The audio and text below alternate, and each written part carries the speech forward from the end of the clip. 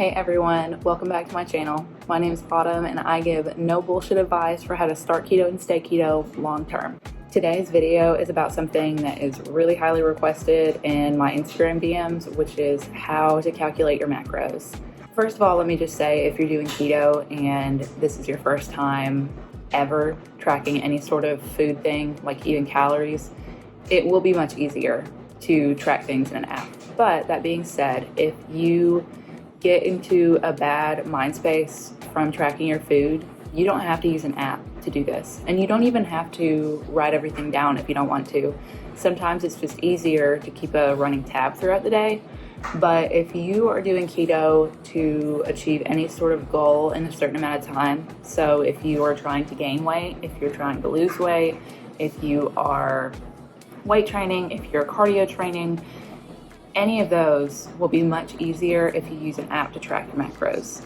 I use the Carb Manager app. It's the one I've used since I started keto. It's the easiest one for me to use.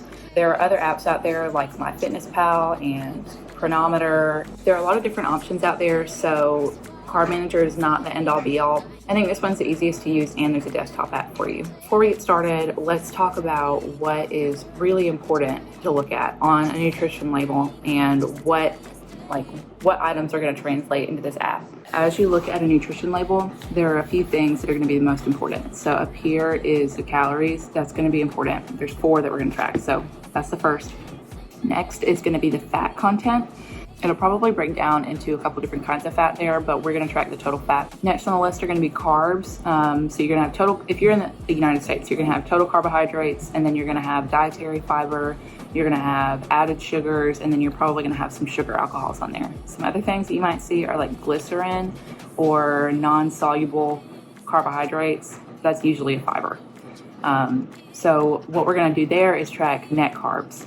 I'm going to put a little picture right here so you can see what that looks like. But net carbs are basically your total carbs minus dietary fiber and minus sugar alcohols. You're never going to subtract the sugars because sugars are carbs. They're going to have an effect on your blood glucose. So what we want to track here, again, are net carbs. So total minus dietary fiber minus sugar alcohols, and that's going to be your net carbs. If you don't live in the United States, a lot of times this is already done for you. So yeah, you're going to look at total carbs there. But in the United States, this is how our labels are. Finally, you're going to look at protein, which is usually towards the bottom. We've got calories, total fat, net carbs, and protein. That's what you're going to track. Some people in the United States do keto with total carbs, and that I think is more for a carnivore-oriented approach. I don't do that. I think it's a lot more restricting that way. It's not enjoyable for me. Some people do that. I don't. All right, so this is what the desktop app looks like. This is just carbmanager.com. It's where I start whenever I go to plan my macros. You can also access this on mobile, and if you want to see what that looks like on any desktop screen, you can just bump it down and it usually shows you. But the app is really easy to track your food in daily, but if you're meal prepping and adding in recipes, it's a lot easier just to type the stuff in here. So that's why I'm going to show you this, but just know that you are able to use the desktop website and you can use the app and they connect together. So first what I'll do is I'll go log in. This already has my information saved, so it logs in for me, but you would create a login there and it's really easy to do that. So if you want to track your macros, the first thing you're going to do is go to settings and then make sure that your app settings look like this. So I track net carbs instead of total carbs. Adjusted net carbs is going to be if you work out, it will add net carbs to your day. I don't recommend doing that. That doesn't really, I don't think my body works like that. That may work for you, and if you're heavy lifting, you may want to incorporate more carbs, but I'm not, so I don't do that. Yes, I do have it on to track all macros. If you ever have any question about what any of these means, then you can add it here. But some of this stuff is pretty customizable here. I have it off to deduct calories when I exercise.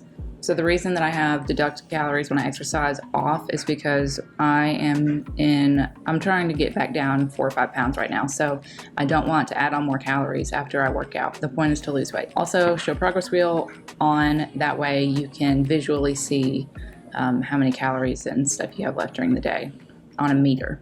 I have this set to US units, and I don't measure ketones, so this isn't very important to me. I don't connect with my Fitbit, and I have a free account. There is a paid account. and it will prompt you about 10,000 times to pay for the account, but I don't do that. I found that the only extra things that I got were that I could add in like body measurements, and when I first lost weight, that was really exciting to do. But now that I'm maintaining, I don't track that minutely what my body is doing, because I just pay attention to how my clothes fit. The other thing that it offers is custom recipes through Carb Manager. Never used them. They're probably good, but you can find a lot of this stuff online. You don't need to buy a membership for that. So this is where it gets important. Put your gender, your year of birth, and then your height in here, and then you put whatever your starting weight is, whatever your current weight is, and then your activity level. I actually have lost a couple pounds since I did this. We can bump that down. It gives you some tips, some tool tips here for what each of these means. I would follow them pretty closely. I work a desk job, so sedentary is very accurate for me. Yeah, I mean, be honest with yourself. If you work a desk job, you are more than likely going to sit in the sedentary category. And if you're trying to lose weight, if you put your activity level too high, that's going to make your deficit too high and you will be miserable. So, like I said, be honest. When you go to macros here, this is where I find a lot of people can go wrong. Before this is right, you have to make sure that your height and weight are correct. And after you're sure that your height and weight are correct, this is when I'll tell you to go to this page. Now, there are a lot of different deficits you can choose. I mean, it'll bump all the way down to a 35% calorie deficit. I don't prefer to do that. So let's just say I want to maintain. My calories goal for the day is about 1,800. Bumping it all the way down to 1,100 calories for me would be miserable, especially if I'm active in any sort of way. If I'm trying to run a mile every other day, something like that. This is going to be horrible. I don't recommend this, especially if you want to maintain the weight loss long term. You want to be at a 20% calorie deficit or less to make sure that mentally you are okay with maintaining these calories. And here, this is, 3.1 pounds per month for my size is still a great amount of weight to lose. How much do you lose with that? 5.4 pounds. There's no reason I need to lose 5 pounds in a month. If you have a certain goal, then maybe you would be interested in doing that. But again, this is just my philosophy on weight loss. I think you should do it slow. That way it's easier to make it a lifestyle rather than a short-term commitment. Again, I go to a 20% calorie deficit or less, 25% if you really want to lose weight fast, but 20% is what has always worked for me. And then it'll give you your calories goal right here. Now, if you go down here, you can set a regimen, I guess is what we'll call this. So there's low carb, high fat, where it has 12% carb intake, 25% protein, 63% fat. If you want a little bit of a higher carb diet at first, just to get acquainted with eating lower carbs than you're used to, then you might want to try this for a couple weeks before you go straight to keto. But if you want to do keto, that's the one that you'll select. This is ratio driven. You can see here that it puts me at 18 grams of net carbs based off of my weight and my deficit, but we can manually override that, and that's what I usually do. You can also see that there's like low carb, moderate fat, balanced, bodybuilding. There are many different things here, and you can even do custom percentage, but I've always stuck to keto. Now you're probably thinking, well, isn't keto roughly 20 net carbs or less per day? And the answer is yes. And so what I do here is I manually override this number, type in 20 and hit enter, and it adjusts it. Sometimes, let's say I bump this down to a 35% calorie deficit. It puts me at 23 grams of net carbs, 70 grams of protein, 88 grams of fat. Now, if I put this at 20, these other two moved. But I don't want that much of a deficit, so we'll dial it back here. And then I'm just gonna correct this. And you can see that it adjusts. And here you can set it to do every day, or you can set it by day. And some of these advanced options let you apply these to future days. Like if you're gonna be bodybuilding and you want to carb load, you can make that work there. So I apply that.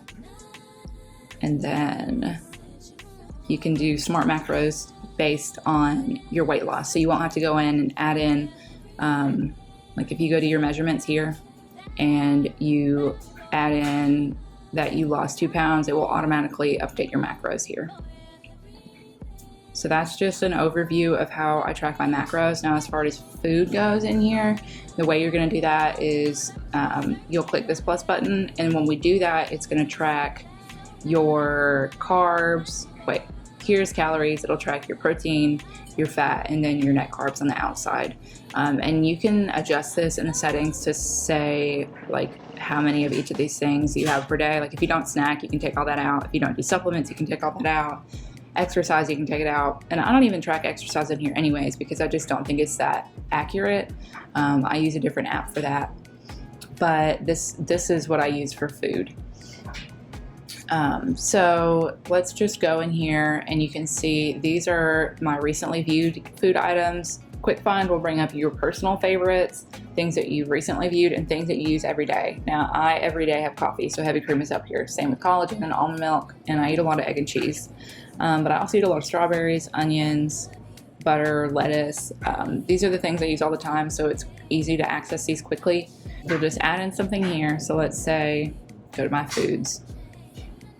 Let's say I'm eating some 90-second bread. This is a custom recipe that I made. Down here you can see all the ingredients that I put in it. You add it to the day, close out of this, and then it will automatically load in your macros on this wheel. Now, when you're tracking your macros, you want to treat each of these 4 different categories differently. So carbs, you want to treat as a limit. I don't use that as a goal. I don't ever try to meet or exceed. I usually try to stay as far under that as I can.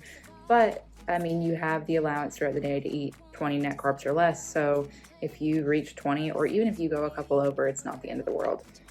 Personally, I found that my body will stay in ketosis if I'm up to 40 net carbs per day. I don't do it all the time, but if I want to add in a little treat, something extra, then my body will handle it. And that's just what I've learned from experience. But as a general guideline, carbs should be a limit. Next, you have protein. Protein is a goal. You always want to meet your protein macro. Making sure that you meet your protein macro so that your body is less stressed will make sure that you continue things like beautiful hair growth and nail growth, etc. I've experienced hair loss on many other diets. It is not special to keto. I've been very stressed in life and I've lost hair and my nail growth was shit. So in my experience, that is not unique to keto. The next thing is your calorie macro. If you are trying to maintain, you want to treat that as a goal. If you're trying to lose weight, you want to treat that as a soft goal. Generally, if I go 100, 150, maybe 200 calories under or over my calorie macro, it's okay with me. It's never bothered me. Sometimes you just don't feel like eating anymore, and sometimes you feel like you could use one more thing and you're good for the day. I always think if you're hungry, you should eat. I don't think you should at all ever starve yourself for any diet. That's why I'm more lenient on the calorie macro. Now, as far as fat goes, on keto, we refer to fat as a lever. So like, let's pretend like you have a 90-degree angle. This is like a scale. So this is 100% top of your fat macro. If you're going through the day and you're adding in fat and right here, you get so full you cannot eat more and you're satiated, etc., you don't have to eat more fat. That is to keep you full first and foremost. That's the great thing about keto is your fat macro really helps to keep you full. But if you don't want to meet that macro, you don't have to, especially if you're trying to lose weight. I don't recommend that you meet that macro. Your body will pull the fat energy from your body's fat stores, so you don't have to worry about that. So you want to treat protein as a goal, always. You want to treat calories as kind of a soft goal. You want to treat carbs as a limit, and you want to treat fat as a lever. We can go back this week. I've been tracking more than usual. I didn't add my dinner to Friday, so it's not important, but on this day I did pretty good. I had 200 calories over, which is fine because my maintenance is almost 1800, so it's still a deficit. And then I went a little over protein, which is fine. I almost met fat, and then I was under net carbs. So this was a pretty good day all in all, and you can see everything that I ate here. Now there are some things you'll have to play around with as far as getting serving sizes right, especially when the item is not something that you have manually put in here. Like this is 1 scoop, gram, ounce, kilogram, pound. If you have like a tablespoon measurement, you're just gonna have to figure that out based off of your ingredient and what's in the database. But Carb Manager is really great for entering custom foods. Like it gives you an explanation here, and it's just really easy to use. You can also track your steps and water here. I don't usually do that because I tend to drink a lot of water anyways, but you can track those things there and then look and make sure you're doing a good job staying hydrated all the time. Something that I recommend using is this in-depth weekly view, so you can see how you've been doing day by day. And it will, I don't know if on this day, but whenever I was losing weight, I would look at this and I would put it side by side with my my measurements, and I would track, you know, when I had a higher carb day, was I retaining water? If I had a lower carb day, did I drop some weight? Whenever I had a whoosh of weight loss, what trends were getting me there? So that's how I track my macros with Carb Manager. If you are trying to start keto or get more serious about tracking, I hope that was helpful to you. If you have any questions, drop them in the comments box below and I'll be sure to answer that for you. Before you leave, remember to like this video and subscribe to my channel. That way you get more updates whenever I post anything keto related, whether it's recipes or helpful tips or anything at all. So thanks for watching, and I hope you guys have a great rest of your day. See you next time.